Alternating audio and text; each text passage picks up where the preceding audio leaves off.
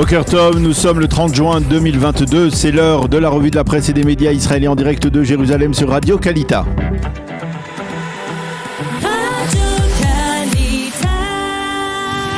La revue de la presse israélienne, en direct de nos studios de Jérusalem. Et oui, à Jérusalem, nous retrouvons à présent Daniel Haï. Comme promis, Daniel, la presse israélienne ce matin fait honneur à Naftali Bennett qui a annoncé hier son retrait de la vie politique. Il se retire, titre en manchette ce matin le Yediot Aharonot, en nous montrant une photo du Premier ministre sortant, annonçant hier soir à la nation sa décision. Je resterai toujours un fidèle soldat de cette terre d'Israël, a affirmé Bennett. Nous avons prouvé au cours de cette année que des gens différents avec des avis différents peuvent vivre ensemble. Il a affirmé également que le meilleur pour Israël est que les deux différents courants politiques puissent s'associer pour former un gouvernement le plus large.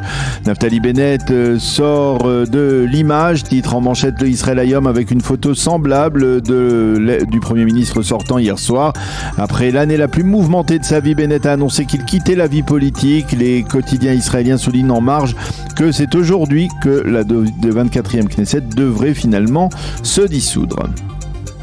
Et puis on s'intéresse à ce qu'écrivent les éditorialistes israéliens justement après cette annonce de Naftali Bennett. Le Haaretz écrit que Naftali Bennett a agi avec courage, mais qu'il n'est pas allé jusqu'au bout. Il n'a jamais cru vraiment qu'il était apte à être Premier ministre et il n'a jamais su se libérer de l'ombre étouffante de Binyamin Netanyahou, écrit Ravit Hertz ce matin dans le Haaretz. Dans le Israël Hayom, Amnon Lord écrit que si Bennett avait évité de s'en prendre à la droite nationaliste durant son mandat, il aurait pu devenir son leader après le départ possible et probable, ou possible en tout cas, de Binyamin Netanyahou. Pour Ifat Erlir, toujours dans le Israël Hayom, c'est l'acharnement de Bennett à vouloir à tout prix tenir les commandes du pays qui a conduit à son retrait de la vie politique. Bennett a certes échoué, mais il a ouvert une voie qui permettra à des leaders israéliens qui savent composer entre Torah et travail, entre saint et profane, d'envisager un jour de gouverner. Pour Yehuda Schlesinger, il ne s'agit pas d'un retrait de Bennett, mais d'un temps mort. Sa décision permet à Ayelet Shakel de bouleverser la carte politique en prenant la tête de Yamina et en devenant une adresse pour un électorat nationaliste qui ne voudrait pas voter pour Ben Gvir, mais ne supporte toujours pas Netanyahou. Intéressant aussi de parler de ce qu'écrivent les éditorialistes du Yediot Aharonot. Oui, Amichai Attali considère que le mandat de Bennett qui se termine aujourd'hui nous a permis de mesurer les limites de ce qui est permis dans la vie politique israélienne de nos jours et de ce qui ne l'est pas. Bennett a souvent agi pour soigner son ego. Il a eu le mérite de comprendre quand cette expérience s'est terminée.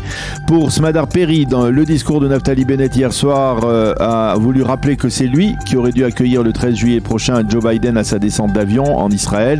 Lui et non Yair Lapid. Quant à Itamar Erchner, toujours dans le Yediot Aharonot, il parle de fin de parcours pour Bennett et revient sur les principales étapes de sa carrière politique qui l'a conduit à devenir Premier ministre 10 ans à peine après être entré en politique. Enfin, Moti Shklar écrit ce matin que Bennett a commis l'erreur d'insister durant son mandat sur l'administratif au lieu d'être un véritable leader.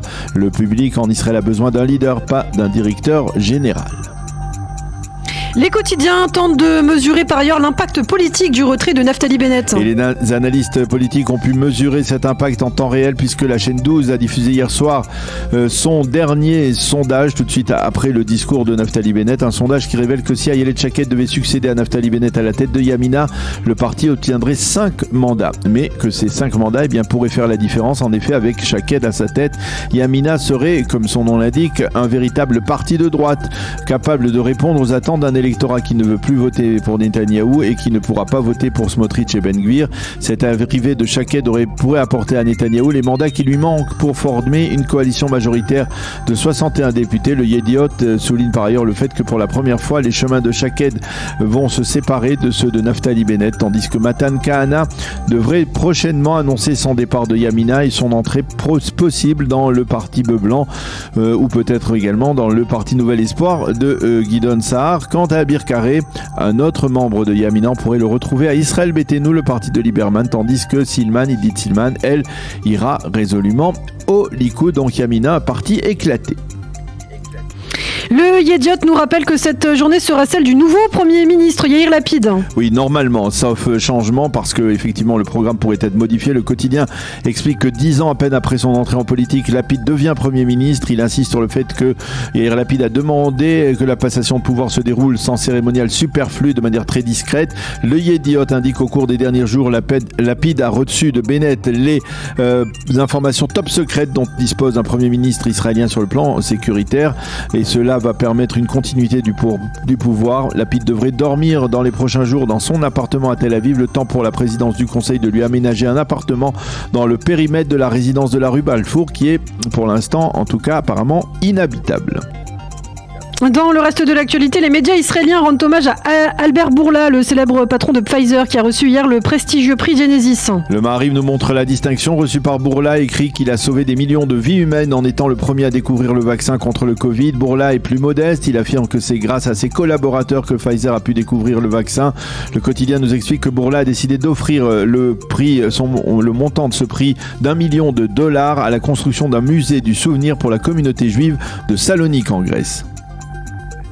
Et puis les quotidiens israéliens nous ramènent à la difficile réalité économique avec le prix d'un litre d'essence qui bat des records en Israël. 8 shekels et 8 agorot, c'est le nouveau prix d'un litre d'essence super à la pompe à partir de demain matin. Nous approchons du record de tous les temps, titre le Israël Hayom, qui souligne que la promesse d'Avigdor Lieberman de réduire d'un demi-shekel ce tarif ne devrait entrer en vigueur qu'en août prochain. Le quotidien gratuit détaille également ce matin un tableau de la hausse des prix considérable qui a débuté il y a 6 mois et dont personne ne voit véritablement la fin dans de multiples secteurs, en particulier dans le domaine de l'immobilier où les prix continuent de flamber, plus de 15% d'augmentation en un an. Enfin, rapidement, les pages sportives des quotidiens et des sites d'information débordent de superlatifs pour qualifier la victoire des footballeurs israéliens des moins de 19 ans sur l'équipe de France. Réaliser l'incroyable, titre le Israël Hayom, qui parle de qualification historique de la sélection israélienne pour la finale de l'Euro des moins de 19 ans, qui plus est en battant l'équipe de France. Les stars du football israélien dans le passé l'affirment, notre football a un avenir, et certains même considèrent que la sélection israélienne peut remporter l'Euro demain face à la sélection anglaise.